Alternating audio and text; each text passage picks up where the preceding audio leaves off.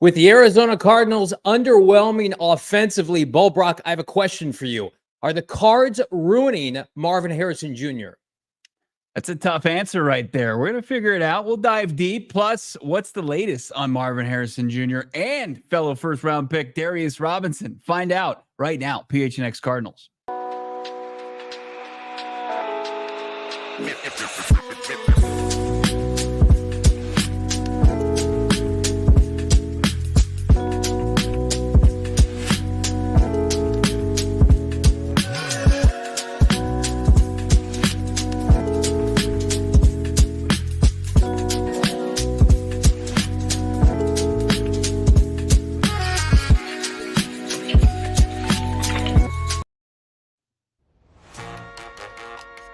Hey, welcome in live from Studio K, presented by our friends at Circle K. It's your premier Arizona Cardinal podcast, PHNX Cardinals, on a big-time loser Monday. The aftermath. I'm Johnny Venerable. He's Brack in Studio K. We got Damon, Dawg, producer extraordinaire, behind the mic. Be sure to check out our presenting sponsor, our friends at Bet365. Download the app today. Choose your offer. Find out why it's never ordinary, even for a moment. With Bet365, the Arizona Cardinals now 2-4 following their blowout loss to the Green Bay Packers. We had our post-game show yesterday. We've had about 12 hours to sleep on it. Post-game to now, Brack, are you feeling different or about the same as it relates to the Cardinals and your outlook for the rest of the season? Yeah, 24 hours, usually you have the ability to kind of take the edge off. But when you see a bad loss like this, it continues to kind of linger, right? I mean, I think that you should be frustrated with how your team, they didn't perform on Sunday, and also have like the encouraging, I guess, feeling that the team can get back on track. They've proven the ability to do so. But how many, more blowout losses could potentially be in the cards for Arizona, throughout the 2024 season? You hope that you've got all those behind you and you've got more competitive games in front of you. And what's the state of the roster? A little bit of a longer week, a different week. And then you get right back on maybe a shorter week after Monday Night Football. And, a tough task on the road in the AFC East against the Miami Dolphins, who are potentially getting their quarterback back. Yeah, it doesn't get any easier. And I think that, I see a lot of people pointing the finger on social media. And I always like to slum it up on the Twitter streets. Yeah. The night of a loss, right? I'm all in. That's my, if I'm going to live in this misery, I'm going to live it with everybody else. And I saw a particular tweet last night. Bathing in the mud, just basking in it. Yep. That I sent to you. I sent it to you, and I'm not going to call this individual out specifically, but I do want to address it because it's an outlier, but it is a theme to some people. That what did you expect? The Cardinals, everybody assumed like they were going to be bad, so just let them be bad, right? I saw a lot of that last night, specifically in this one tweet pointing out we always just assumed they were going to be 2-4 and they were just going to continue to lose. Like, I'm sorry, I'm not going to host this podcast. I'm not going to create content for this network and have that mindset. And if I ever do, then I shouldn't be doing this job. If our mindset consistently is we're going to be okay with where the team is at losing games, they are 6-30 in their last 3 years, dating back to 2022. Now, I know 2022 was a different regime, but just because Austin, Ford, and Gannon didn't oversee it doesn't mean that with the 200 plus people plus in this market area, this fan base didn't experience that. So I'm never going to sit here and be okay with this team losing, specifically how they lost yesterday. So I just wanted to put that out there because frankly, it's a little gross to me. Like, sure, have expectations, but you're allowed to be disappointed with the effort or lack thereof and the execution we got yesterday. Like people they're making a mark like this was always part of the plan. That's not a plan I would ever want to sign up for. Look, losses to the Commanders and the Green Bay Packers in the fashion that they fell, that's never part of the plan. No, you never plan to get undressed like that. And if you say, hey, that's the NFL, like, yeah, sure. As far as if you've turned the ball over 3 times and if you're penalized 13 times and have the flag thrown 16 times, yeah, you're probably going to get beaten pretty badly. But, that's where you start to look at it and say, well, that's not excusable. And that's where you react. And that's where you have, you start having those tough conversations and criticism, constructive or not. I think that's fair to be voiced. So like to sit back and with, obviously hindsight being 2020 and people obviously there's no receipts that said that, especially that we're, adamantly saying that this team's going to be 2-4 through 6 games and then say, well, just what I expected. It's pretty arrogant in my opinion. It's in poor taste, but whatever. I mean, it's usually for those who just want to react and be contrarian and just have, whatever the opposing opinion be and say, well, what did you expect? I come from a place of, logic and rational thoughts where that's not necessarily the case. You're just, using what we've witnessed and just also the benefit of, well, we got to be patient as a crutch, where I'll disagree with that and I'll push back on it, even though I am, been one of the ones pounding the drum as far as this is year 2 of the rebuild, but that can look very different ways. It's been telling, what I guess the decision makers, where they kind of stand as far as what type of rebuild this is, how quick it's going to take. What is the state of this rebuild? I think it's. You go ahead. Answer that. Yeah. I'll pose that to you. In my opinion, I think that there's a couple different tiers of team builders, right? There's the elite, right? There's people that can kind of turn it on a dime that sometimes you get lucky and you catch D'Amico Ryans with Houston. D'Amico Ryans and Nick Caserio. Yeah, there wasn't a whole lot, like a track record there of success before that. And they benefited from a team ahead of them not taking the best quarterback in the draft.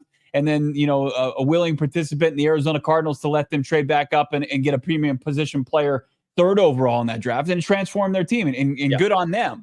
But and that expedited their rebuild.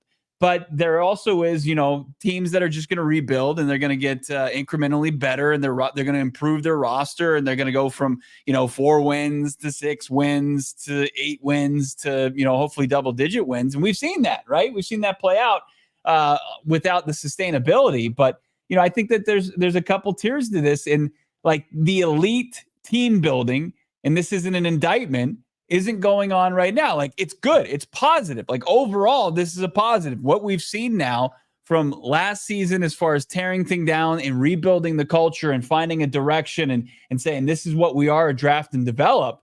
That's all good and fine. But at the same time, it's like it's gonna take a little bit longer unless you get like you got Paris Johnson Jr. hit on your 6th pick. You get Marvin Harrison Jr., who we're going to talk about here in a little bit, 4th overall pick. We're pretty confident he's going to figure it out. It's just you're not getting those big time contributions right away like Houston was able to do and other teams have benefited from, as far as getting things going in the rebuild. Yeah, like us in Arizona, we have seen a rebuild happen seamlessly. And his name was Bruce Arians and his name was Todd Bowles. And they did it overnight. Like that was an overnight rebuild. And as much as we dog on Steve Keim, like he was a part of that early on. Like that, they rebuilt that. Now you could argue how sustainable was that, but we've seen it.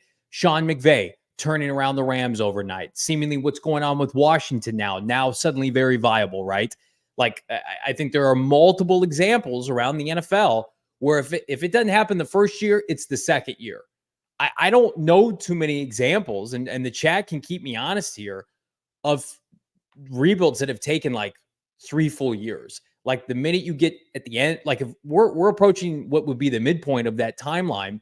So what is the end game at the end of this year compared to next year, right? Like you have to make the playoffs. You have to win a playoff game. Like I'm not buying that typically. And this is what my, common theme was dating back to the offseason of like, if you think that you're going to get a patient fan base and all the cachet that comes with that over 34 games, and people are just going to be okay with the status quo of losing, like the noise gets louder and louder. And you get, I think, building a losing culture consisting of 2 seasons where you're producing double-digit losses.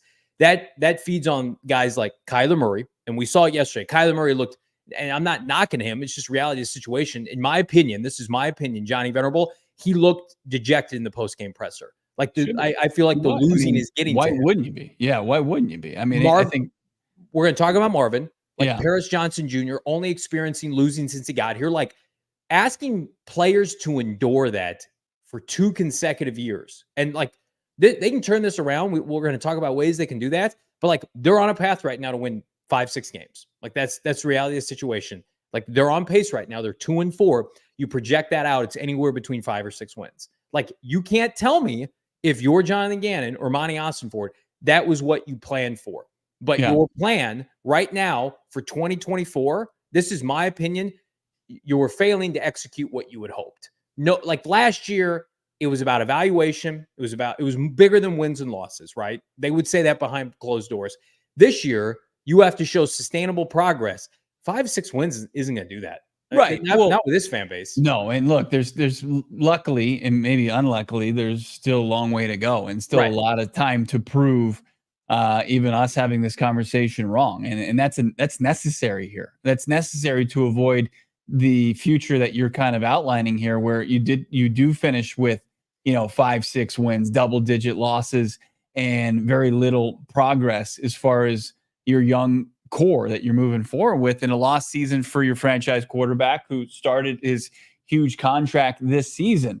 So it is important that, this team does rebound from, its second brutal loss of the season and get back on the track in form of not necessarily a win, but being competitive.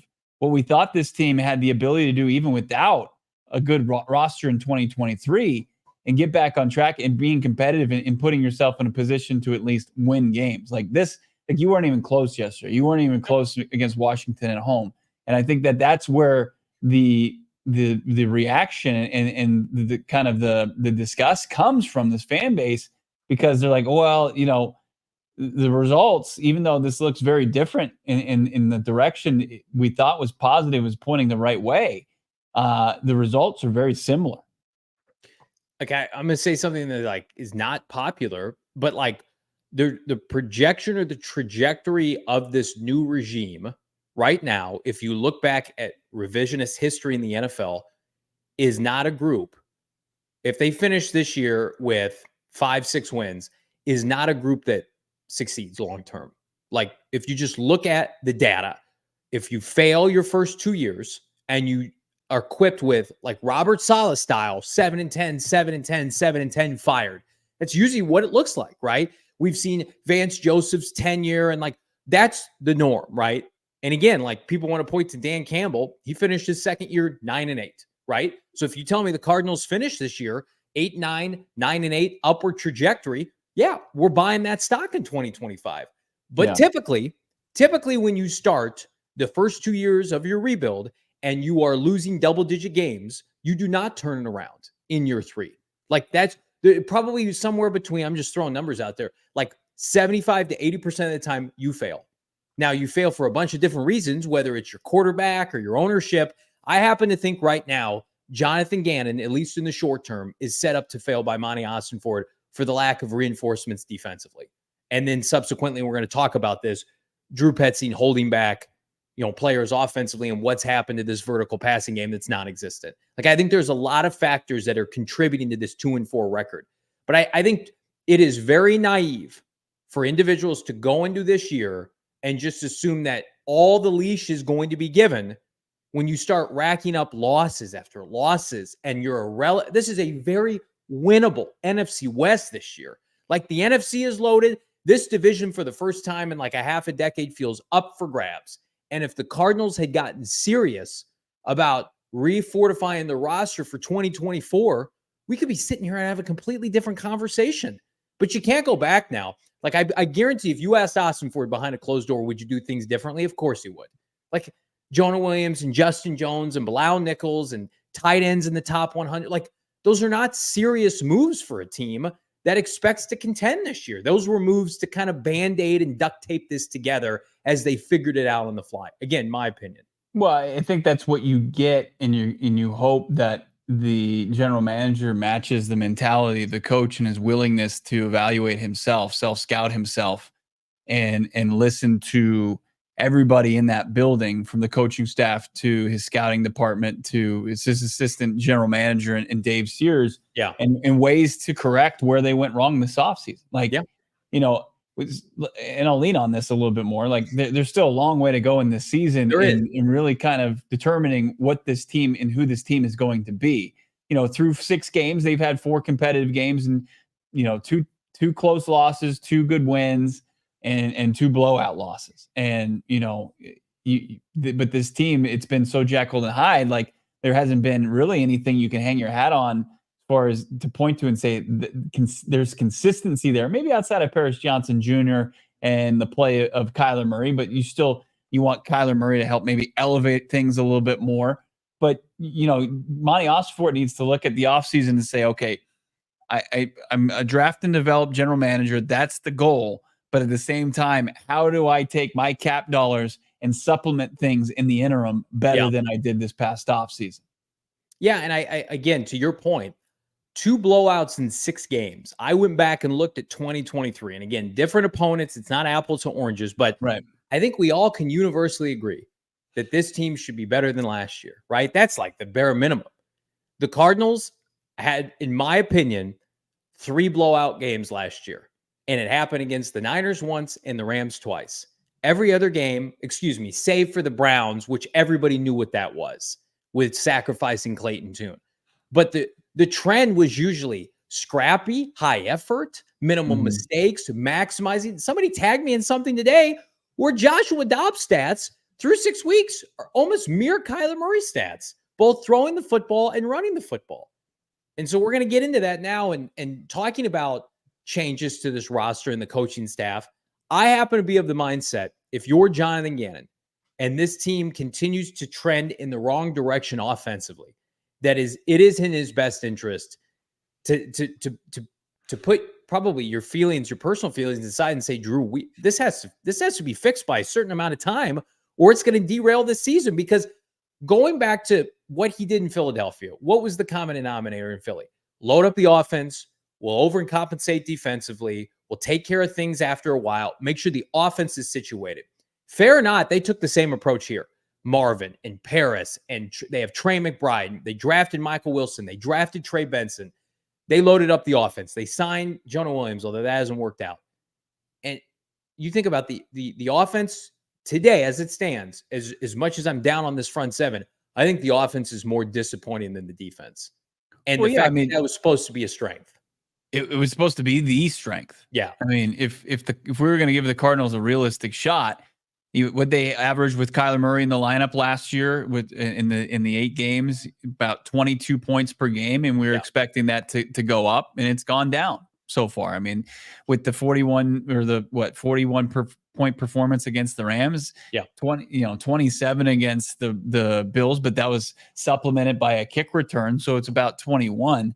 And you're looking at the last couple games where it's been, you've had to rely on your field goal kicking way too often. Like here's where I have an issue though. It's like, especially this last performance, I know you wanted to find rhythm, especially to start that game. 3 of the 4 punts that you had to start that game were 3 and outs. Like that's unacceptable. Like you've got to find the way. Now, it doesn't help that James Conner is slipping and not getting to a pass that he had wide open space in front of him. That would have been an easy first down to move the chains on that drive and probably put him in a position to cash in for points. And then you look at the second half and they had what, you could argue is probably 3 drives that they should get points out of, that you had key playmakers just cough up the football. And that's where I have a tough time, like putting it all on Drew Petzing's shoulders. But, you're still searching for consistency in the play calling to where like he found his groove, this season. Like outside of Los Angeles, it just doesn't exist. And that's not something that you can just cast aside. I agree with you. But when we get into the fourth quarter and this game's decided, I like how those drives would have finished in garbage time. I don't care about that. Like you're getting touchdowns in the fourth quarter when you're down 24-0. I know that was different. It was in the second quarter and they pulled within 2 scores, but I can't take like Drew. That's similar. And I said this on the post-game show. That's similar like Drew Petzing touting James Conner's rushing yards in the fourth quarter against Washington. Like I don't care. Don't read me fourth quarter statistics. They fumbled 3 straight times to end the game. Like, maybe they're not focused offensively. Like I take that as like a lack of focus and maybe they're trying to make a play to give their team a spark. But to your point, you set the tempo in this game. Your defense is built on not even a house of cards, it's paper mache. Like, we're going to get the advanced metrics tomorrow. I fully expect the Cardinals to be dead last in both pass rush efficiency, which they already are, and run defense efficiency. Like, I expect them to be last in both accounts. Knowing that you're trotting out street free agents from August as starters, you have to have a sense of urgency to produce points and sustainable drives. You are not doing that, right? You did it against Buffalo, and I'll give you credit. You jumped out to 17-3. But since week 2, you're an offense that comes out of the gate quickly and then sputters for about 2 quarters. And by then it's typically already too late, save for San Francisco. So there is an immense amount of pressure on Drew Petzing now, because I don't want to hear excuses. Every team has injuries. You're missing a couple linemen. Suck it up. This is year 2 with your players, your regime. You drafted Michael Wilson. You drafted Marv in the top 5. Paris, you doubled down on Kyler Murray. You're paying James Conner. You drafted Trey Benson. You took a tight end, a third tight end in the 3rd round this year. Like, there's the Packers, and we outlined it on the postgame show, Bo. The Packers are not a great team defensively. They're okay. They're opportunistic, right? They make some interceptions. You made the Packers look like the 2000 Ravens in that first quarter. You were so inept. And I like, the elements be damned. Like, you don't have a weather forecaster knowing that it might rain a little bit. You might have to succumb to the elements. To me, the soft play from this offense set the tone for the entire day. And if you're Drew Petzing and subsequently now Jonathan Gannon, you're associated with a team that had a little bit of expectations and cachet this offseason that now you're underperforming. You could fly under the radar if you were Drew Petzing last year. And I see a lot of people throwing shade at this podcast saying, well, weren't you guys talking him up? Yeah, because he was overachieving with Joshua Dobbs. And this podcast doesn't play agendas. When you're doing well, we will highlight that. But coming into this year, when everybody projected this offense to be elite, not good, great. Right. And you look like that, you're averaging 16 points per game for the last month. Like, this is not good enough. It's going to lead to this team being grossly undervalued with expectations this year. It's more than just a sample size, right? And we're not going to sit here, like, when you're given new information, you can formulate a new opinion on things. You can adjust on that. It's not just completely, saying, going about face and saying, well, I told you all along. We're not going to sit here and tell you that. We're not going to lie to your face and say, well, I told you all along. I mean, what'd you expect? I mean, we're not, like, we expected this was a budding group of playmakers that was going to come out and be the strength of this team. And it's been anything but that. I'm looking at a drive here that stands out to me was when the Cardinals came out of the locker room at halftime and they'd cut this to a 24-10 lead. Yeah. And they were able to string together nearly a double-digit play drive. It was 9 plays, 53 yards. And they come out, Trey Benson's getting all the carries. And I don't know if that's just because a product of James Conner being banged up. And they lean on Benson. But you go, Benson gets 1 yard on the first carry from scrimmage. And then you get a 12-yard pass play from Kyler Murray to Trey McBride. And you go right back to Trey Benson.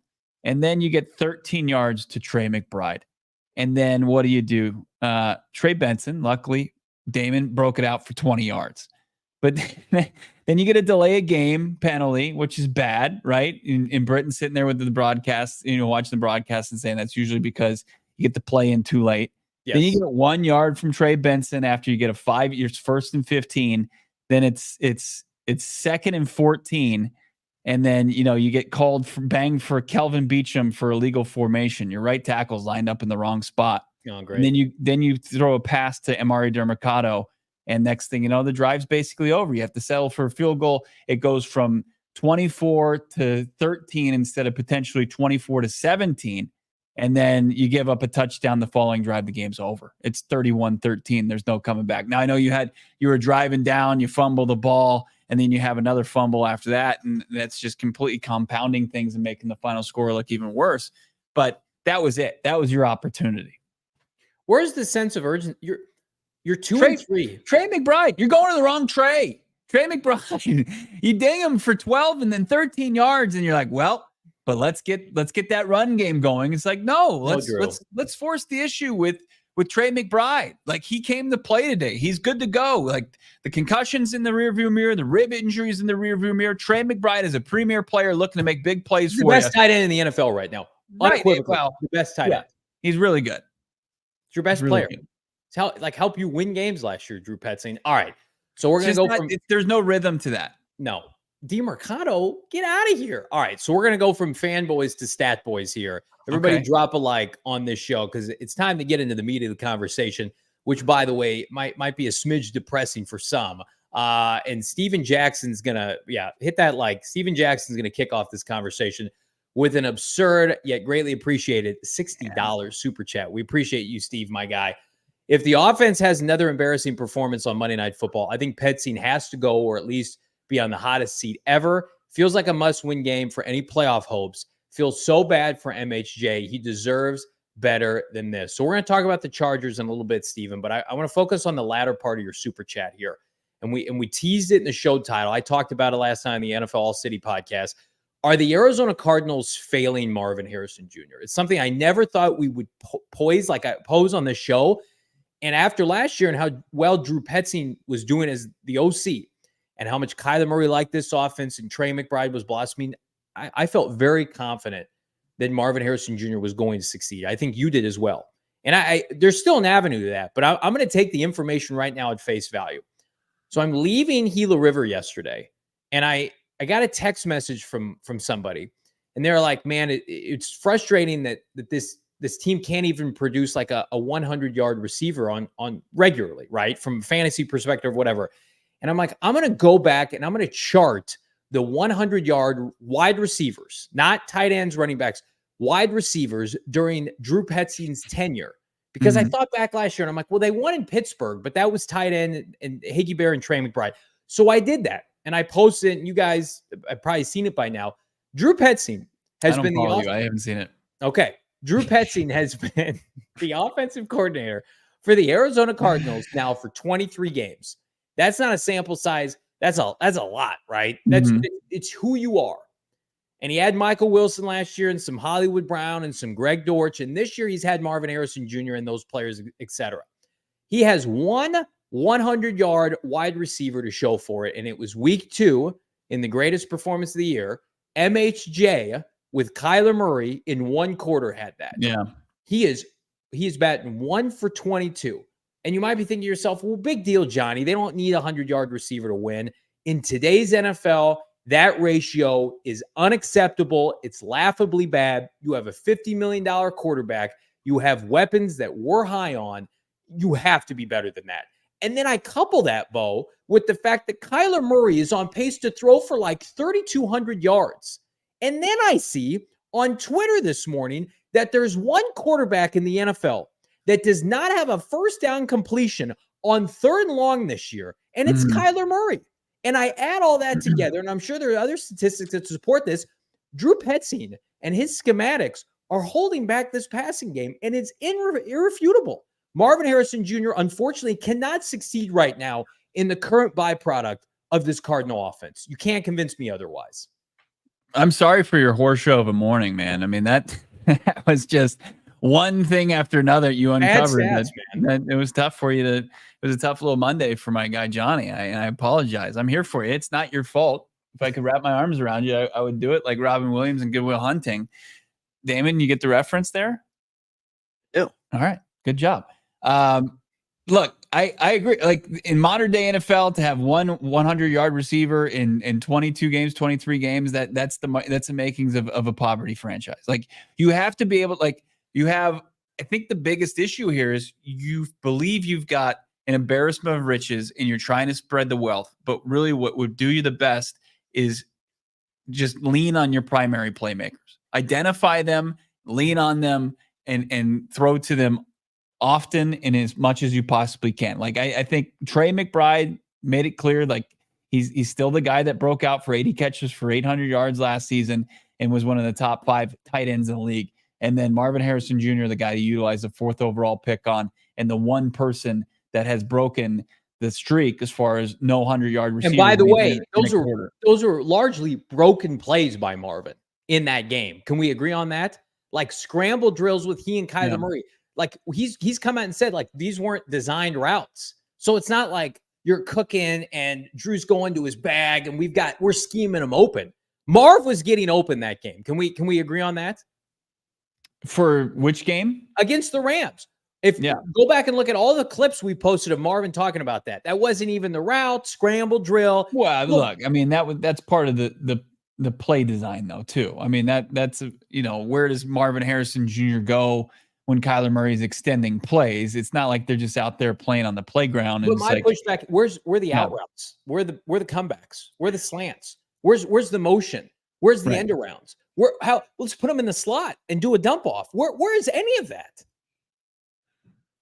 And it's a thing that people are growing impatient with, and I understand why that is, because you look at the talent, you look at just other cases around the league, and people want to point to Malik Neighbors, and people want to point to Brian Thomas Jr.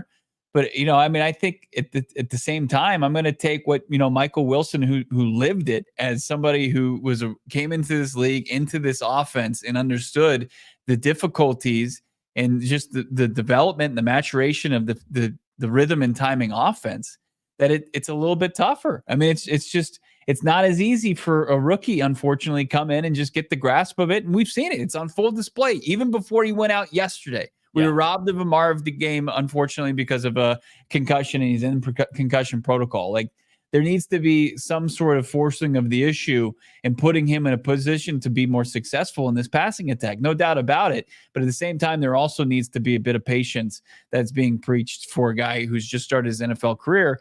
And like, I'm not going to hang my hat on the statistics because I know they're a little gaudier than maybe like what's going on in actuality. Because like 131 yards of that did come in the first quarter, and 2 of those touchdowns came in the first quarter of one game. But at the same time, like he's doing what he's doing. I mean, from you look at his Pro Football Focus grading to everything, like he's still a guy that's playing at a high level. Like, can you get him in a position to thrive even more so than that? That's what people are craving right now. Well, I think that's a bigger indictment of Drew Petzing, in my opinion. Like, Marv is not the issue. Like, sure, you want to talk about a learning curve, and people are saying he body catches too much, but I'm sorry. Like, all of us are watching it, and it just looks difficult. It does. It doesn't look fluid and natural. And I am just always going to give the player that was elite in college, that's dubbed a generational prospect, that now goes to a franchise with an offensive coordinator that can't highlight a number one receiver. I'm going to give the player the benefit of the doubt. Just like for years and years, I give Kyler Murray the benefit of the doubt coming to Arizona and not having a positive infrastructure, right? It's not as easy as Paris Johnson Jr. playing tackle at a high level at Ohio State. Now he's playing tackle at a high level for the Cardinals. It's different, right? So, like Marv, sure, you can give him a little bit of the blame, but I think, again, when you look at the advanced metrics, his separation, Pro Football Focus, his numbers there, I think it's an indictment on this team. I do think, like, you posted it earlier today, reported on it, like Marv's in concussion protocol. Mm-hmm. I think Marv right now, out of everybody on this roster playing a key role, needs practice reps to be able to play at a high level, because there's a disconnect with he and Drew Petzing. And then there's inconsistencies with he and Kyler Murray. So if he's not participating in practice this week, can't just roll him out there Monday, even if he's cleared. In my opinion, like I expect Marvin not to play on Monday night. Well, they're going to benefit from the extra day. They're not going to hit the practice field until Thursday. And then I would say Friday is probably the key day. And then they'll get the extra day of practice on Saturday, and they'll probably make a determination, obviously, by then, if he's in or out come Monday night. Zay Jones activated under the 53. That could be just, them. I mean, his exemption was over anyway, so he was going to go to 53, but does it give you a bit of a safety net? I hope not. Like, I agree. Like, he's going to have to practice to play, and we'll see if they're going to handle him with kid gloves like they did with Trey McBride. And it's not like Max Melton where he's back out there wearing the yellow non-contact jersey. We got a long way to go to figure out what his status is come Monday night, but I'm not going to immediately rule him out. Like, it would be a big blow in as far as, and it's more so than just the wins and losses. It's getting Marvin Harrison Jr. on track in this offense. And like, to say that it's Drew Petzing and only Drew Petzing I just see these between quarterback and wide receiver. They're just not on the same page. We're just not seeing it. And to say like, hey, that's all on Petzing, I'm going to push back on that. I don't know. I've seen Kyler Murray cook with, Farrell Cooper as a rookie, and but look at last year. You have to go off of this offense. like Cliff Kingsbury's offense is obviously easy to grasp for rookies. It's a college scheme. Like it's set up for people to be able to get right into it and perform, right? And maybe like, is that an indictment on this offense? Is it I too think complex? so. I clearly, Trey Benson doesn't know what he's doing when he comes in a game. Marvin Harrison Jr. There's immediate disconnect with he and Kyler Murray on the first possession. So if you get Trey Benson to operating at a James Conner level, what's it going to look like? What if you get Marvin Harrison Jr. operating in this offense at a Trey McBride level where he knows it backwards and forwards? What's it going to look like? I mean, how long is that going to take? I mean, you're asking for a lot of leash here on it. You're sitting here after week 6. I'm sorry. Like they've been around since May. Marvin didn't have a regular offseason. He had a get ready for the season offseason. You're telling me like Malik Neighbors can pick up Brian Daboll's scheme quicker than Marvin can pick up Drew Petzing's scheme? I feel like it's less about picking it up and more about like, this is the scheme. The scheme is we don't highlight big time receivers. We have a certain way we want to win. And if you were going to be that staunchly committed to that mindset, and I've said this before, you should not have taken him. If this is how you're going to utilize him, and again, I want to believe that they will change and make things easier for him and get him involved earlier. Should have taken Joe Alt. We knew they loved Joe Alt. You should have traded down and taken Joe Alt, and we would have killed you at the time. But then we're enduring this right now. That's a ridiculous take. No, it's not. No, we're sitting here through 6 weeks of you want to win a certain way. He played 5 games. He barely played yesterday. No, they have one 100-yard receiver in 23 games. I understand that, and it's Marvin Harrison Jr., the guy that you're talking about. He has that game. Well, because he can overcome. He's able to buck the trend. He's the guy that has the ability to do that. Mina Kimes came on the show guy and saying, is he like damaged goods already at this point? And should we have gone to Joe? No. I am not putting any. Don't put words in my mouth. I am not putting any of this on the player. I already said that. I didn't say that either. Oh, okay, but you're saying Joe Alt delete here, and I want to restart our computer right now so this conversation can start over. This is ridiculous. I'm telling you right now, with the way they're handling this, they are mismanaging his development. And I never thought I would say that about this regime. They are like. Early returns are that it's a square peg in a round hole for what they want to do. And they better be better as teachers and motivators and coaches to get more out of a guy who was dubbed the next Julio Jones, Calvin Johnson, Larry Fitzgerald. Like, you don't get the benefit of the doubt from me in this fan base when it looks as hard as it does. When you've got a $50 million quarterback, we're not trotting out Will Levis and he's throwing hospital balls. It's Kyler Murray. He's converting about 28% of his throws. Yet with Marvin Harrison Jr., everything looks difficult. Those 2 passes yesterday that were directed at him, like there was nothing easy and seamless about that. And if you want to talk about a learning curve with that, I'm sorry, then you need to be on an accelerated learning plan starting in May. Put yourself on the field, and after that play is running, Kyler Murray throws it, and it's not even close. Like MHJ's in the vicinity. Like, do you think Kyler Murray's going like, damn Petzing in that route that was run there? Like, you know what I'm thinking? Who's that on? You know what I'm thinking? We got too cute for our own good, and we sat out August because we thought we were going to pick this up seamlessly. And guess what? You needed those preseason reps. You needed those reps against other teams. 2 series in the preseason done. More than this. Remember what Marvin's preseason? He was out there with Clayton Tune. I'm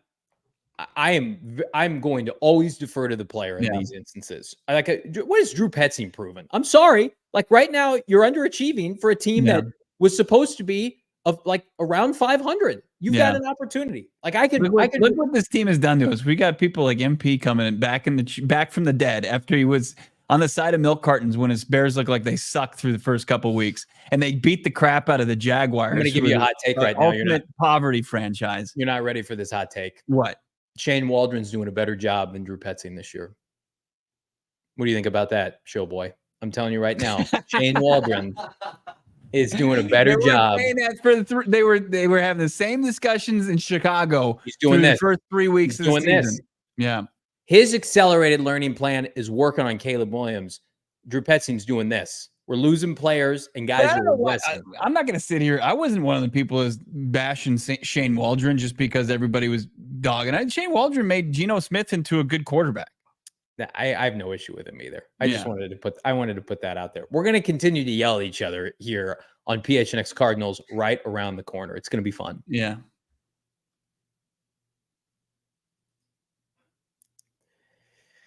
It's an emotional day for your boys, obviously. Drop a like on this video. Don't go to your favorite sports betting app with emotion, though. Go with cold hard facts, and I got a fact for you. Bet365, your premier betting app, has partnered with PHNX Sports. We couldn't be more excited. PHNX 365 is the bonus code when you sign up. They've got 90 million users worldwide, early payouts across the NFL, NBA, NHL, Major League Baseball. We're about to have all four rocking and rolling at the same time. They've pioneered live in-game betting. They're going to hook you up. I was on the app all weekend. I was having a lot of success on the college scene. I actually sat out the NFL scene yesterday outside of our boosted prop, and we're going to hook you up with some bonus bets right now. Bet and get an offer. All you got to do, download the Bet365 app, use the bonus code PHNX365 when you sign up, deposit $10 in your newly created account, bet a mere $5, you're going to get $200 in bonus bets instantly. But you got to download the Bet365 app. Right now, the Arizona Cardinals, I believe last time I checked, 2.5-point home dog to the also rebuilding. It's funny how that works. Los Angeles Chargers coming into town. Jim Harbaugh doing great things with once upon a time bust Quentin Johnson. That's called coaching, friends. It's never ordinary with Bet365. You got to be 21 years and older, physically located here in Arizona. If you were someone you know has a gambling problem, wants help, call 1-800-NEXT-STEP. Text NEXT STEP to 53342 or visit problemgambling.az.gov for more information. I'm going to give you a bet right now. Boost it with our friends at Bet365. Quentin Johnston beats Sean Murphy Bunting for an anytime touchdown next Monday night. Book it with our friends at Bet365. You used to be a man of integrity. What happened to that man? Gross. He's dead. They've said this team sucked my life force out of me. Let's talk about something that you actually need to be patient with and actually really not mess around with when it comes to your flooring. Like you can't, it's not going to just be willy-nilly. If it was up to Johnny, he'd just throw a couple slats on the ground and maybe staple them into there, throw some paint, maybe some Elmer's glue, say, hey, how do you like your new flooring? That would be a couple grand. No, that's not what's going to happen as far as Johnny's Flooring Company. You're not going to mess with that. Empire Today, the professionals that you need, they're going to make it quick. They're going to make it convenient, and it's going to be quality, service, and speed that it's going to be done with, and it's going to be done to the highest possible level. Empire Today, save $350 off new floors with EmpireToday.com/PHNX. That gets you on the trajectory to save $350 off flooring, and you're going to get the best quality you can find in the Valley or anywhere else. They've got the price match guaranteed. They've got the virtual floor designer. You got to check it all out. EmpireToday.com/PHNX to start to save $350 on your flooring needs. EmpireToday.com/PHNX. We already have 21 super chats. We have so much yelling to do, but we need you to hit that like. You've helped make us the #1 Arizona Cardinal podcast. 4-hour show. Yeah. We had our biggest month ever in September. And by hook or by crook, we will this team to victory, and we will hold them accountable. And we will do it with all of you because we appreciate this community more than you will ever know. All right, let's talk a little Cardinal football specifically today. The fallout of yesterday. JG met with my fine co-host and the rest of the Arizona media. You called me moments ago. The show boys up front talking about how great the Cardinals did to JV. JV, I really thought you guys played hard yesterday. JG. No, but in all seriousness, some notable information came out of Gannon's presser. What more can you tell us? Yeah, let's go to it as far as Gannon breaking down. Obviously, the beatdown that was yesterday and the team getting back on track. Gannon believes it's pretty simple what they have to do. No one's looking around. Why did we lose? It's very clear why we lost the game. And then things that we did some good things in that game too, so we pointed that out. And then things that if we continue to do, we're not going to win. So it's very easy. If you guys want to win, we have to do these things. You know what I mean? You point that out, and they take the arrow in the forehead, and then we got to improve those things moving forward. Now, take away like, hey, we did some good things in yesterday's loss. I don't think anybody has the appetite for that. But as far as, hey, you know what you have to do as far as clean up the penalties, clean up the turnovers, and you're going to put yourself in a way better position to be competitive or maybe even win a football game. And that's basically what his message was. And from Chris Barnes, who talked today, to Gannon. I think everybody understands that. But now, I think that the Cardinals have reached a point to where it's prove it, and your actions are going to speak way larger than your words. We got the news that Zay Jones was activated. He's a part of the 53-man roster now. Jonathan Gannon breaking down what Zay Jones brings to the lineup. It's gonna be good. He's a good player. He can play 3 spots. He's a playmaker. He's a consistent vet. What he's shown. We're excited to get him back. I asked him as far as the status of Darius Robinson going into this week. See how it goes with him health-wise. Not a great answer there. No. Can I say that? I heard you ask that live, and I was just like, gosh darn it. That's just not what you want to hear. And this was Gannon on Friday saying that he experienced discomfort after returning to the practice field on Wednesday. Didn't practice Thursday or Friday. It is concerning, especially now that you're on the clock. You're on the clock. So you're entering week 2 of a 3-week process to make the decision to activate him. You just hope that he didn't experience any kind of setback that would keep him from being ready to play in the 2024 season. Yeah, and again, you've got teams in your division led by Geno Smith and a new head coach in Seattle that are actively trading for defensive line help. Let me just throw that out there. And again, like I'm not asking the Cardinals to do trades right now. Like we're going to talk about that later, and maybe they missed their window. As my co-host puts it all the time, they haven't earned it. But like Seattle's lost 3 games, and they've been exposed, in my opinion, as huge frauds. They've beaten a bunch of nobodies this year, and they're actively trying to help their team win by trading away throwaway 6-rounders in 2026. And the Cardinals are playing the same old hits every Sunday with the guys that we've seen for the better part of 2 years. So I think that's where the frustration is with this fan base. And I'm not playing Darius on this team right now with how awful they looked on Sunday until he's 100% ready. I have been of the mindset consistently. Darius Robinson is a part of this team's future long-term. You cannot sacrifice him to try to remedy your mistakes as a general manager by not fortifying this unit. Don't go ask a 22-year-old kid to come put a Superman cape on and save you against Jim Harbaugh and one of the best offensive lines in the NFL, the Los Angeles Chargers. Like, Monty Ossenford made this bet, right? So don't take, the big man, the 27th overall pick, and sacrifice him to the Wolves, and I don't think he will, hampered because of a hamstring. Like, these are the guys you wanted to roll with, okay? So if you're going to go out and get torched by J.K. Dobbins and company, like, Darius Robinson is not going to prevent this team from stopping the run or not stopping the run. I'm sorry. Johnny doesn't want D-Rob to come back. He wants to burn draft picks for what? Just rentals? You want to bring in a defensive line rental? No, here's what I want to do. Yeah. I don't want to sit here and listen to excuses about, we signed players in the offseason. They're just not performing or they're hurt right now. You have a timeline. Last year it was just kind of, we're picking things off the scrap heap respectfully. We're going to practice squads. We're getting through the season. Like you and I talked about it. We lived it in real time. This year, those expectations were supposed to change to, hey, we're going to put a product on the field that people can be proud of. They're 2-4. They have the worst front 7 in the NFL. Like, can't be disputed. Those are statistically correct facts. They have the worst front 7 in the NFL for the 2nd consecutive year. So, nobody wants to hear about, hey, Seattle's trying to get better to win games. The NFC West is up for grabs. You're 2-0 in the division, and you're sitting here, and you're not taking certain position groups seriously. But I'm not sitting here and saying mortgage the future, though. Like, you had an opportunity to trade for help in August, and you chose not to. What'd you do? You got number 58, Julian Okoro, that has not made a play in 6 weeks. They haven't had, this is another stat. Today's about sad stats on PHNX Cardinals. They haven't had an edge rusher on this team have a sack since week 2. Remember the Gardeck breakout party? What do you have, 3 sacks that day? And I tried to caution everybody.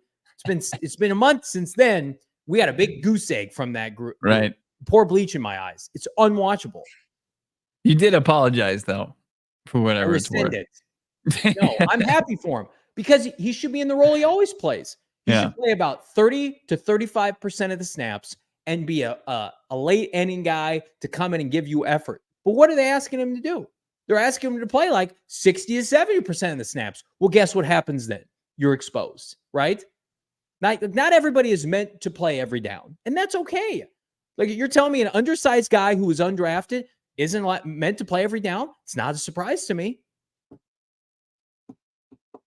Where do we go from here? Are we getting to some super chats? We trending up? We trending down? Bo's upset with me. Listen, I want to be. I don't care. I want to be positive. You're very capable of it right now. It behooves me and the show for Nothing us to be positive. I posted I don't do this often. I'm trying to be more active on Instagram. Bo made a really nice short for me to post on Instagram. If you guys didn't know, Bo produces a lot of our shorts. They're tremendous and they do really well. And he produced one for me and I posted it on my Instagram. And there was some comments on there. And I don't let comments get to me, but I was like, well, Instagram people are supposed to be nice. And it was me being critical of the team. And one of the comments was just like, we need a Cards podcast that represents hope and is positive. I don't want this in my life. And I just had to respond to this person. I said, ma'am, the Cardinals are 6-30 in 3 years, ma'am. If you want that kind of positivity, the team site does a great job with that. But this podcast, when they get shellacked twice in 3 games, I can't come up here and act like everything's fine. When they look this dejected, ma'am, I'm sorry. Yes, ma'am. Well, I'm glad you had a good back and forth with her. I just try to be respectful, ma'am.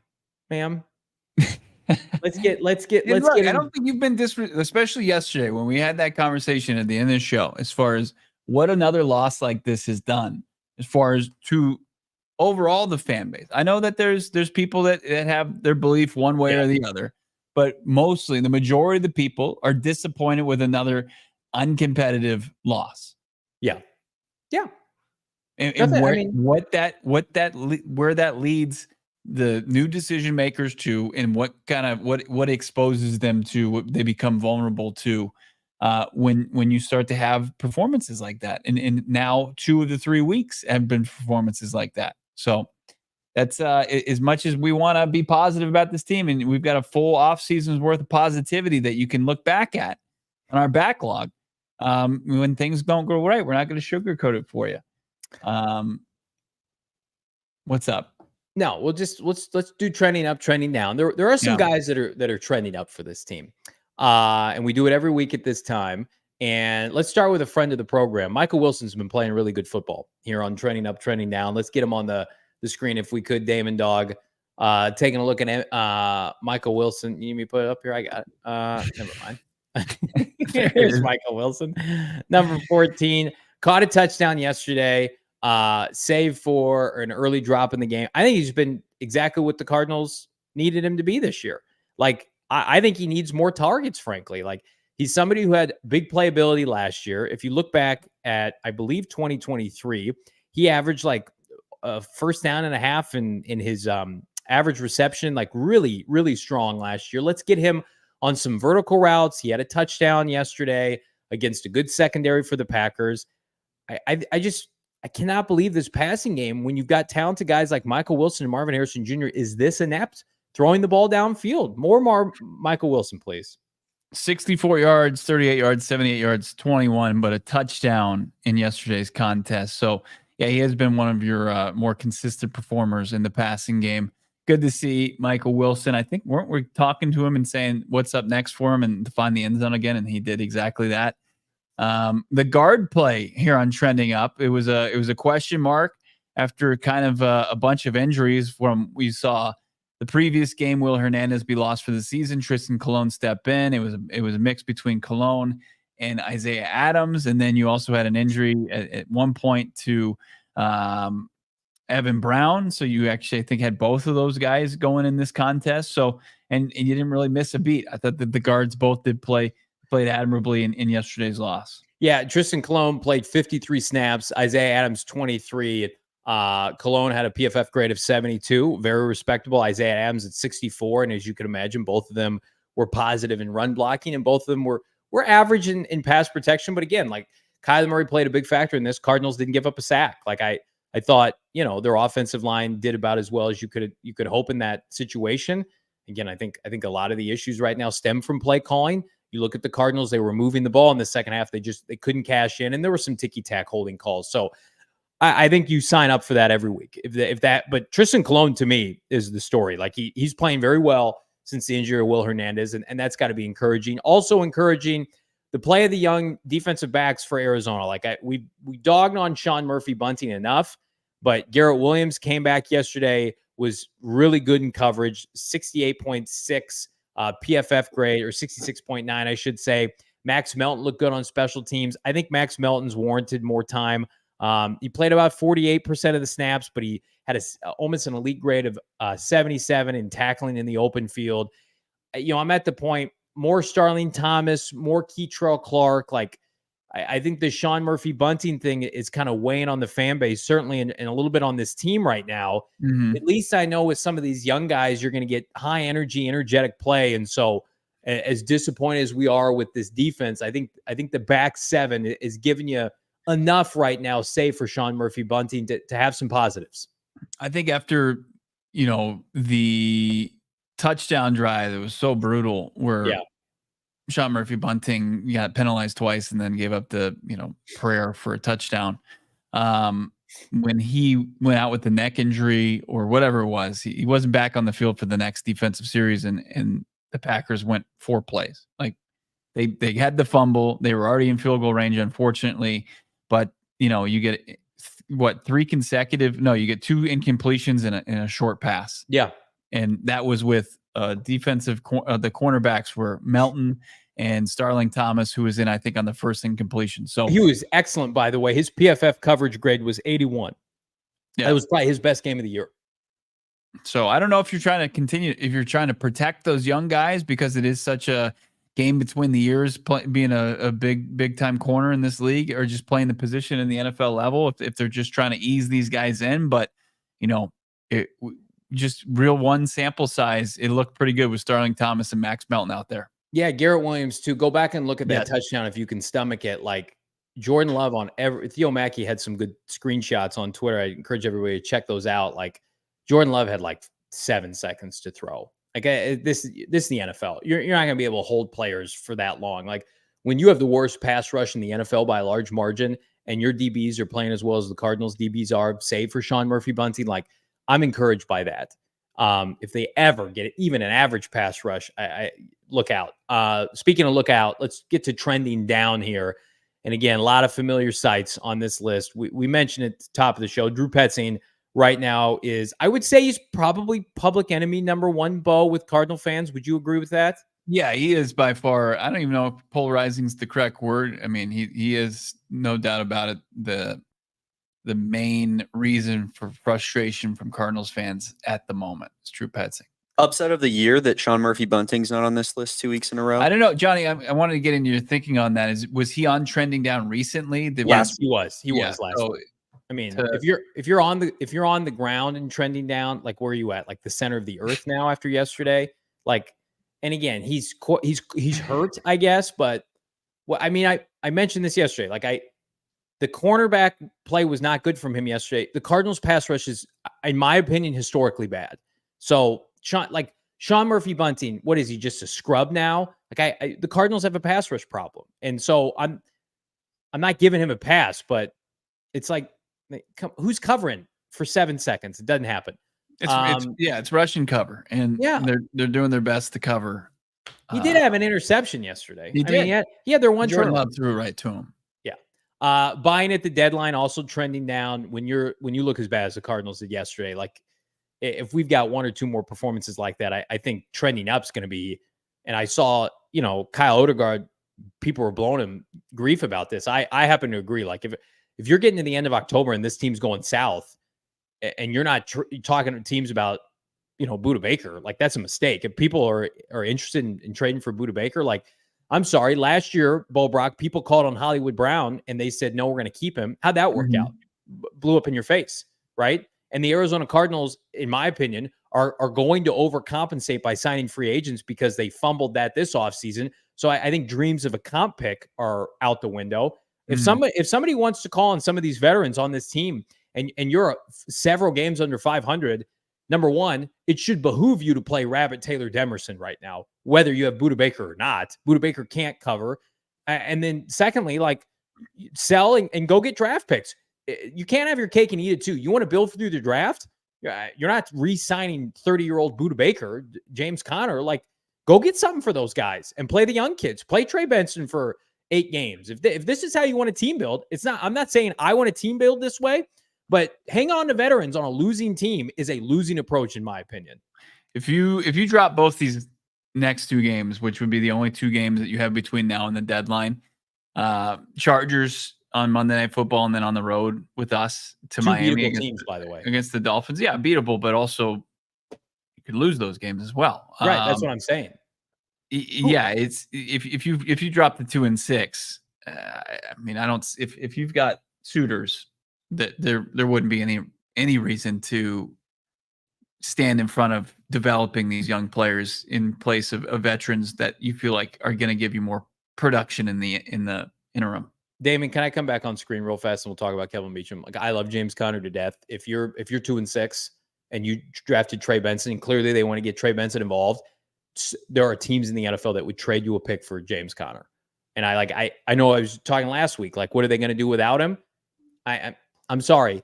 You failed James Conner by going 2 and 6 when he's performing at a Pro Bowl level and the rest of the team's not up to snuff. Like, that's an indictment on the job you've done. So now let him go and succeed elsewhere, because the trajectory is you're not going to re-sign him at this rate. Like, you're going to talk about team building in the offseason, young players and fortifying the line of scrimmage. Are you in a position to re-sign a running back?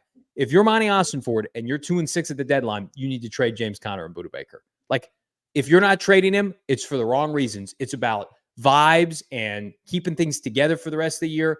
That's your fault. You put yourself in a position where you have to field those questions. That's 100%. It's like Jerry Jones in Dallas. By not re-signing Mike McCarthy, you're a lame duck head coach. You've got 2 of your best players and you're 2 and 6 and they're in a contract year. You're damn right you got to answer those questions, Monty Austinford and Jonathan Gannon. That's part of the NFL. Like we said, you got a long way to go. Or just 2 weeks as far as you got to win some football games. And last one, you got Grandpa on there. Kelvin Beachum, the right tackle. Great Grandpa. You look like Great Grandpa yesterday. Can we be real? I mean, like, that was embarrassing. You're feisty today, man. That was embarrassing, yeah. And it's just holding penalties and trading guys. It's just get out of here. Yeah, you're feisty. Well, can I just say something? I've been talking a lot. I'm sorry. I should let my co-host talk. You're losing games with older players, and you're talking about being drafted and developed, and the future is now. And you have 23 draft picks on your roster the last 2 years. I mean, like, at some point, is Christian Jones any worse than what we saw yesterday from Kelvin Beachum? Like, if he's getting Kyler Murray killed, that's one thing. But like, there's a point of it can be a liability. Yeah, for sure. And Kelvin is not a liability in pass protection. So I have no patience, and you can tell. What? I have no patience for what's happening this year. I am disgusted with the product thus far. I'm allowed to say that this team looks like this, and there are people in this market that want to say this everybody should have seen this coming. Okay, crazy. Grandpas. It's crazy. The tale of 2 different Mondays. It's wild. Just the roller coaster you're on. It can't be good for your health. You honestly, I'm concerned. Yesterday, look how it looked yesterday. I know, but you're sitting here. We're talking about chasing first place, and now you're like, I hate this team. I don't hate it. You hate it. You literally said you hate this team. I'm disgusted by what I'm watching right now. Yeah. Dude, we're an hour in. You've been saying that the entire time. It's gross. All right. Didi agrees with you. JV's correct today. There are a lot of people that agree with me. I don't need to point that out though. I'll let you see for yourself, Showboy. All right, let's get to some super chats here on PHNX Cardinals. I'll tell you what I'm not disgusted by the way. It's the complete opposite. Our friends at Chicken and Pickle. The vibes at Chicken and Pickle are elite. Sign up right now. We've got free tailgates at Chicken and Pickle coming back in just a couple of weeks. All you got to do is spend $30 or more, and Chicken and Pickle, number one, they're going to validate your parking in home games, right? They've got indoor-outdoor entertainment that's elite. I am a casual pickleball player, although I'm better than Bo, and they have immaculate courts, facilities, setup, etc. Don't sell yourself short. You're elite. I honestly, I wouldn't lose to Johnny in pickleball. He would cook you. No, if he had his father with him. Well, yeah, if he's got, Who's a stud. Yes, no doubt about it. Papa Ben's, he is the most elite, but Johnny's not. I'm the Justin Fields. We're of gonna that settle equation it on the Pittsburgh at chicken and Steelers. pickle. Yeah. Do you hear me? I'm Justin Fields in that equation. I'm being carried by the Pittsburgh Steelers, no doubt. But I'll take those QB wins. New to pickleball, our newbie nights are just for you. Get on the courts with others who are ready to dink around. Instruction and facilitated by play included. Plus, every participant, you get a $10 gift card. Head to chickenandpickle.com to see all the fun you can have. I love the Glendale location. I mentioned it. State of the art. The food, the vibes, the beverages, they're all elite. So fired up to be partnered with them. I can't wait to get out there more and hopefully get out there to some home tailgates as well. Check them out, chickenandpickle.com. We're gonna get out there. I'm gonna smoke you in pickleball. That's what's gonna happen next, especially if things go south on this season anymore. We're gonna get that's gonna be next. This might just turn into a pickleball podcast if the Cardinals remain unwatchable. PHNX pickleball. Yeah. If it does, I'm gonna be repping a nice little my brand out there on the pickleball court. I'm gonna get it done at Brandon Bills. They're gonna hook me up. Nice. We've already hooked this up with the campus collection. We got ASU, U of A, rep very nicely right behind me here on this wall. You got to check it out for yourself too. Local company in Mesa, but they're worldwide. They're not going to be worldwide big time prices. They're going to hook you up, help you elevate your brand, whether it's your little league team, your pickleball squad, maybe it's your softball team, whether it's snapbacks, truckers, fitted, beanies, tees. Brandon Bills has you covered with performance and style. Did you see the additions on PHNX Suns? We need to get them some like name tag, some tees with their names on them. There's so many people on that show. I can't keep up with them. Brandon Bills, BrandonBills.com. Use the code PHNX, 20% off your first order. That's BrandonBills.com. Use the code PHNX for 20% off your first order. Hi, hello. Are you new here? No, I've actually been a part of the Suns for 6 months. Okay, awesome. I'm Johnny. Everybody drop a like on this video. We got almost 800 people watching. If you're on the Twitter streets, welcome. Jump on over to the YouTube stream. Let your voice be heard. It really helps the show. Drop a comment. Leave a like. You guys have been super patient. We got 27 super chats. I can't wait to see what the folks are saying. Let's get to it. Top of the order. Potato bread, $4.99. Bo, with the roller coaster of a season, it's amazing there was once talk of Drew Petzing maybe becoming a head coach next season. Well, it wasn't just us shilling for him. Like guys like Benjamin Albright have been banging that drum as well, Bo. Yeah, I mean, people were quick to anoint him. It was week 2 where Kyler Murray has a perfect quarterback rating, and they're just marching the ball up and down the field against the Rams, and it made everybody look legit. Marvin Harrison Jr., Kyler Murray, the entire offense, and Drew Petzing included. We even had our guy Brad Spielberger at one point last season talk about Drew Petzing as kind of an up-and-comer that they identified. So it's not just those on this show that felt like, hey, this is somebody that they view as a talented play caller. But look, you go through the ebbs and flows, you go into slumps. He's got to get himself out of this play calling slump.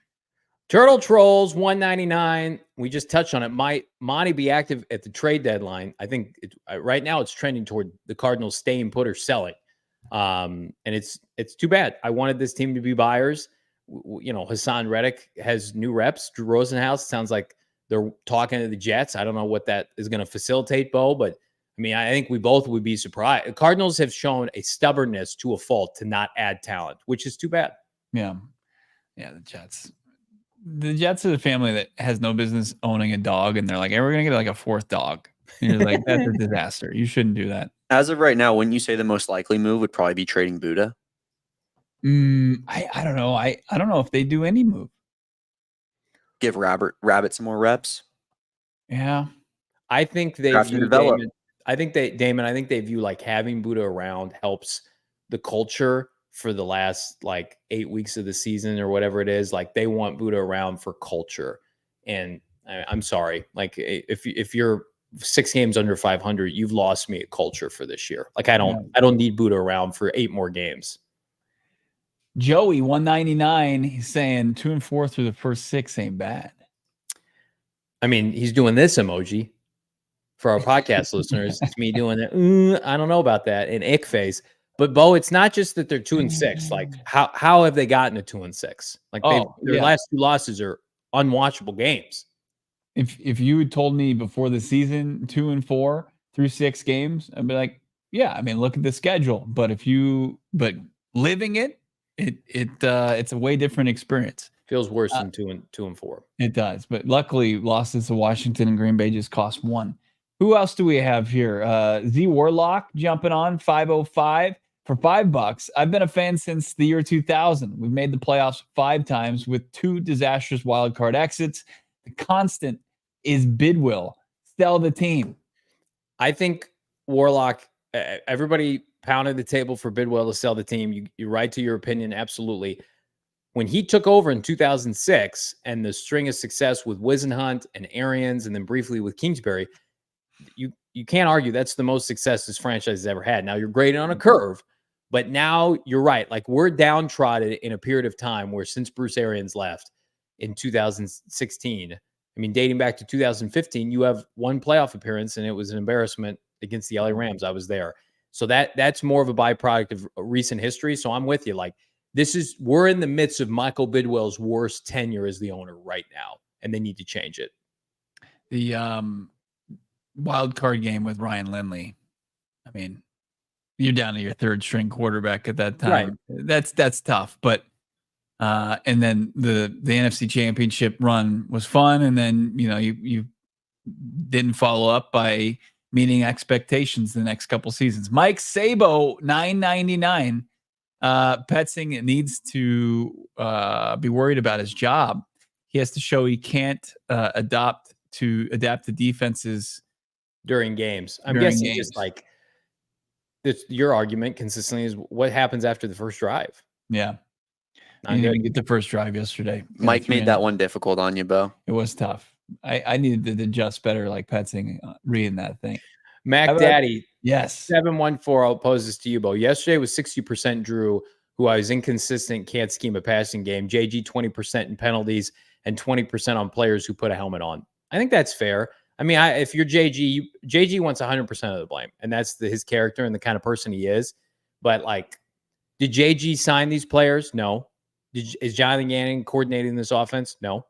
But he is enabling Drew Petzing. So, but what did he say yesterday after the game to Paul Calvisi through Craig Graylu, friend of this program? Was basically he put the ownership a lot on the offense and the mistakes and the penalties, but the Cardinals know what they have. I'm putting more on the players. I'm putting way more on the players in their performance, especially with the pre-snap stuff. And you look at the track record this season going through week 5, they were the least penalized team in the league. And then you have, these just awful performance top to bottom.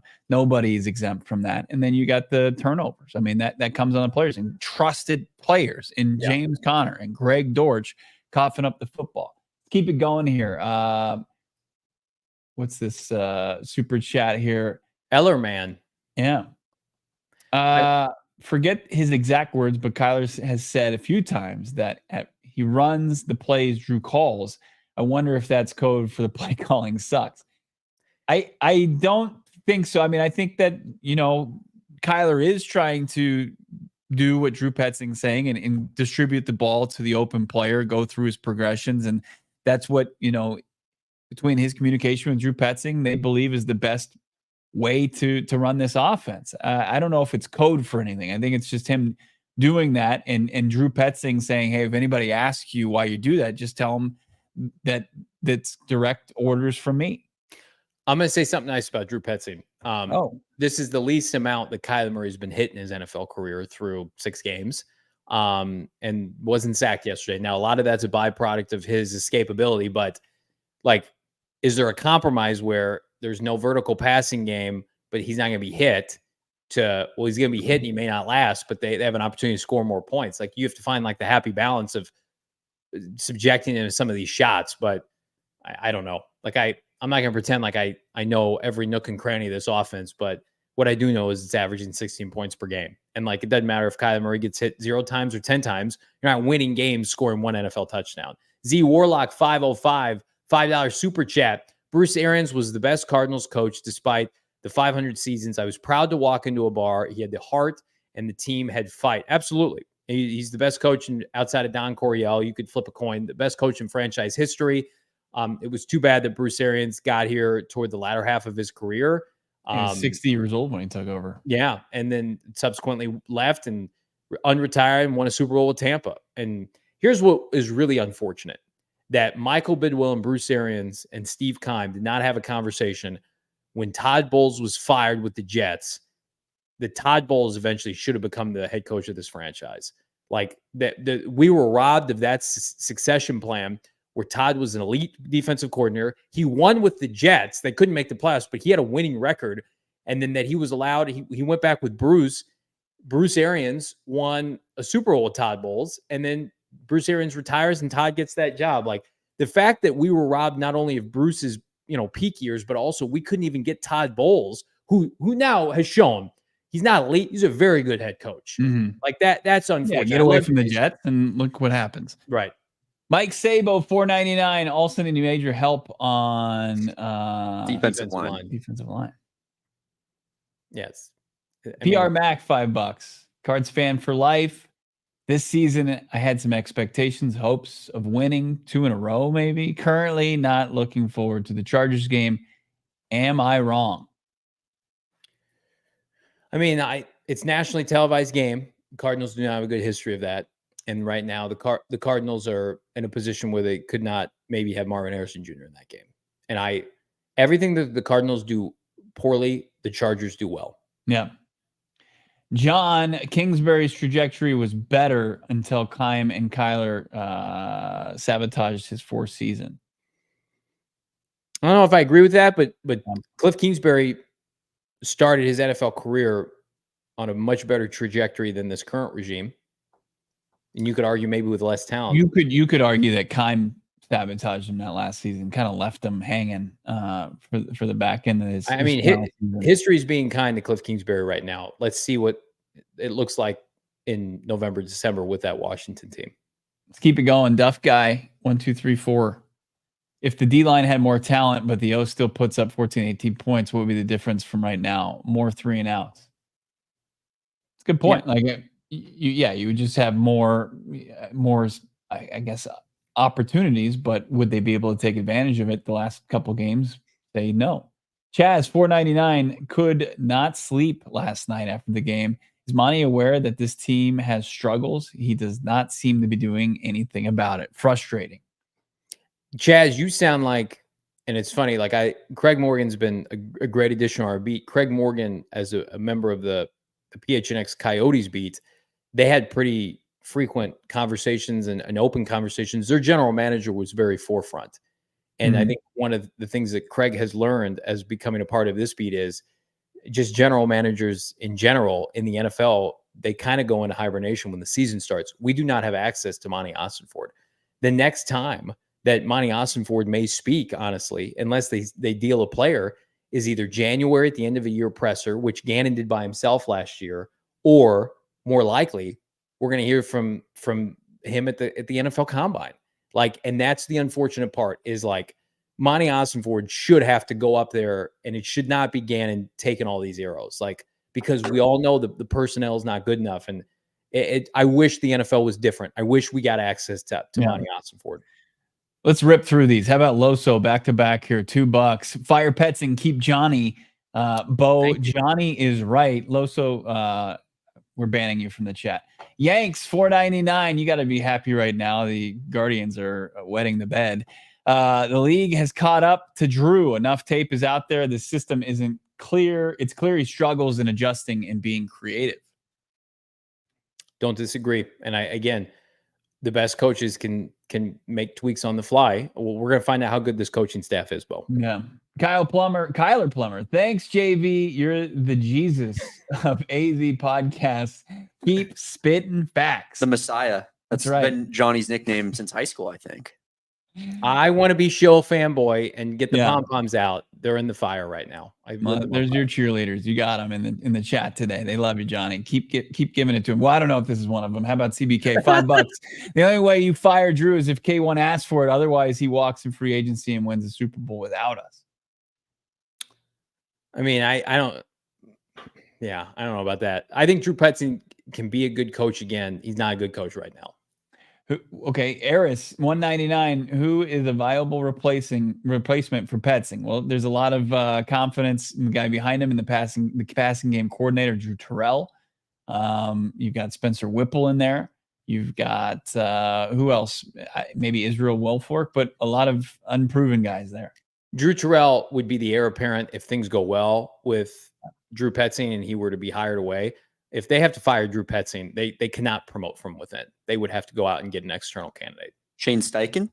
Anyone? He's not. They're winning games now.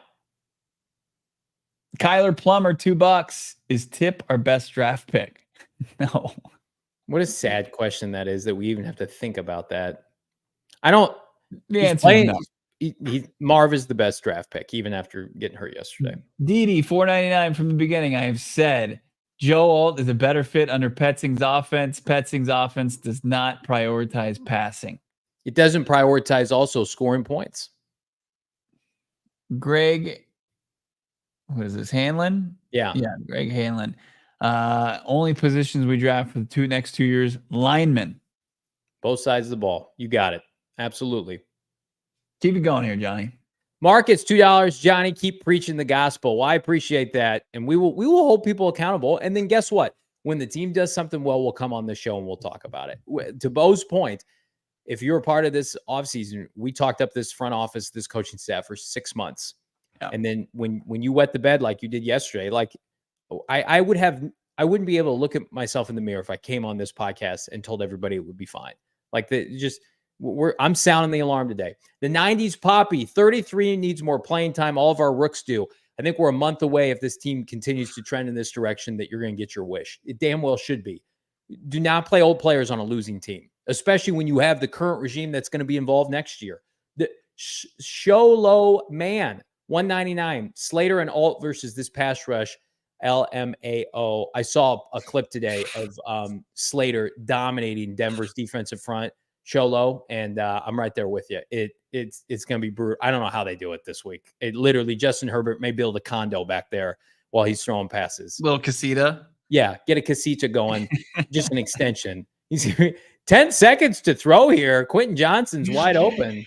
They've taking a sip out of his Mai Tai. Schlag, $2. At least we aren't the Cowboys right now. Have you seen the Cowboys' performance at home? I think it's like one of the top 3 worst performances in like the history of the NFL, their last like slate of games at home. You see that girl throwing up on the ground at AT&T Stadium and the Lions fan grittying right next to her of all time. I love it so much. Unbelievable. Lil Dreezy, 13, 199. Why are we acting like Buda Baker ain't playing like she? I'm lost. Here's Buda Baker. Buda Baker right now in this phase of his career is a box safety and would be a tremendous box safety for a team that had a really good front seven. But when the front seven is paper mache and Buda Baker has to play in coverage and they can't get off the field, Buda Baker at 28 years old, his limitations are on display. Guess who has fresh legs? The kid that they drafted in the 4th round that looked great in the preseason. That's who they should be playing. Not in lieu of Buda Baker, but they should be supplementing playing time for the young defensive backs. Libertarian Sasquatch, $4.99. For me, just seems like everything in the passing game is hard. MHJ, Michael Wilson, McBride, catch the ball, get tackled immediately. No one's ever in space. Really good point. When have they schemed somebody wide open? When is that? And that happened at times last year. Like that. The scheme right now is broken. You need to, like, if I'm Gannon, I'm sitting there. I thought the Wilson touchdown was pretty wide open yesterday. Yeah. Okay. McBride caught every one of his targets too. I mean, he was able to make some plays, but no, I mean, I completely agree with Libertarian Sasquatch's point. It does not happen. It seems too far in between. It's tough what's happening with Dortch too, I think, because last season he made nothing but plays every time he got a touch, it felt like. And this season he's barely got any touches. And then yesterday he fumbles when he does get a touch. Like that hasn't been very feel good. Yeah. Topic 64, $9.99, friend of the program. No disrespect intended, but being cool with going 2 to 4 is loser mentality. 100% agree. The players are not cool with being 2 and 4. The coaches aren't happy about it either. And again, like I will never be on the show and be cool with like losing games when you had expectations. You want to try out Clayton Tune. We all know what that looks like. When Kyler Murray and Trey McBride, Marvin Harrison Jr. are suited up against the Packers, I expect at very least a competitive back and forth outing. You're down 24-0. People are checked out. 100% agree. It is loser mentality. Yanks, $1.99, flying in from NYC. What's the Monday Night Football vibes, though? Bad. The vibes are bad. Right? We're not doing Hey. our tailgate, though. We're not doing our tailgate. Just to everybody know, I know we've been out there at Chicken Pickle, and thank you for everybody that's come out. Not going to go down on Monday night. So, Yanks, I'm sorry you got to find those Monday Night Football vibes somewhere on the Great Lawn, I would recommend. Vibes in Phoenix are elite. This town is elite. The people are fantastic, and it's going to be like 80 degrees. I love Phoenix. The Cardinals vibes are bad right now. Trevor, 199. Couldn't be mad on Sunday. I was at Disneyland. My guy Trev, I hope you were using the Fast Pass. I was at Disneyland about 6 weeks ago. It was elite. So yeah, put that time in with the fam. Love that. Chris, we got our guy Chris here, Carrasco, Chris? $5.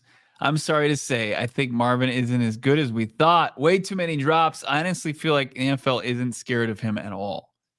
I agree with the latter there. I mean, as far as the NFL, they're not. I mean, the Bills obviously prepared for him like he was a top tier wide receiver, and he's going to get that respect. And I don't agree with the drops. I think that these are highly contested plays. I would like to see him come down with more, but you can't. Those are not going to go down as drops in the box score. Yeah, I'm scared, Chase, of what the Cardinals are doing to him. That's what I'm afraid of right now. We're gonna chat a little bit more here in a second, but first we've got to tell you about our friends at ZBiotics, Bo. Absolutely. We love our friends over at ZBiotics. They're going to help you not have to make the choice any longer whether or not you want to have a fun night out or if you want to have a nice little next day, right? You're not going to have to deal with anything going on because you've got the nice pre-alcohol before drinks. You notice that you're going to notice the difference the next day, even after a night out, and you can confidently plan that you're going to do that without a worry.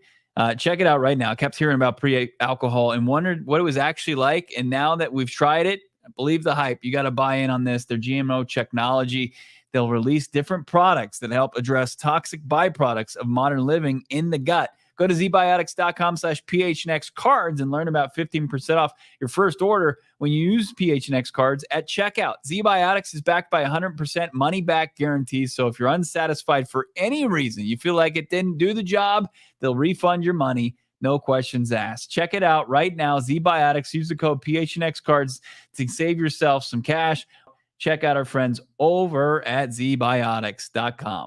Check us out at gophnx.com. Our guy Craig Morgan cranking out the very best written content that you can find. His Arizona Cardinal Monday Morning QB is a must-read. Anemic offense, rampant injuries, and free agent foibles for the Arizona Cardinals. Like, Craig's keeping it real, man. You don't want those puff pieces. You want in-depth data to support a narrative right now that the Cardinals are failing this fan base. Check it out right now. It's got great insight. All the writers at gophnx.com do a fabulous job. Check them out. We got new stuff from Gerald. Patrick's doing a tremendous job with our newsletter here. Anthony, Gerald and company, Jesse Freeman, D-backs, everything you need is at gophnx.com. And the best part is, come and die hard, get a free hat and or shirt, exclusive access to the PHNX Sports, PHNX Cardinals member Discord. Get 20% off all future pieces of merch. Shop the number 18 collection right now. It's all we have right now. We may not have Marv and we may not be able to buy his jersey, but you can buy some premier tees, phnxlocker.com, the All-City Locker, Maserati Marv, 1+18 = 6, and then our favorite, the MHJ touchdown tee. Hopefully we see a tutty here sooner rather than later, but check it all out right now. Become a diehard, get exclusive access to events, money off. It's exactly what you need. We had some watch parties coming up. Big thanks to everybody who came out to Gila River Resorts and Casinos Wild Horse Pass yesterday. So fired up. Find out all and more. GoPHNX.com, Bo.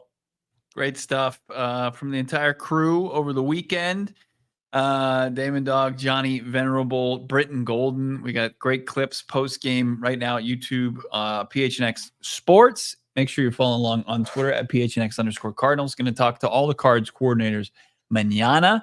They're off Wednesday, back to practice on Thursday. We'll hear from Kyler Murray and Jonathan Gannon. We got a full week of shows. We are on Monday through Friday this week. No Thursday off. We'll be hanging out with you.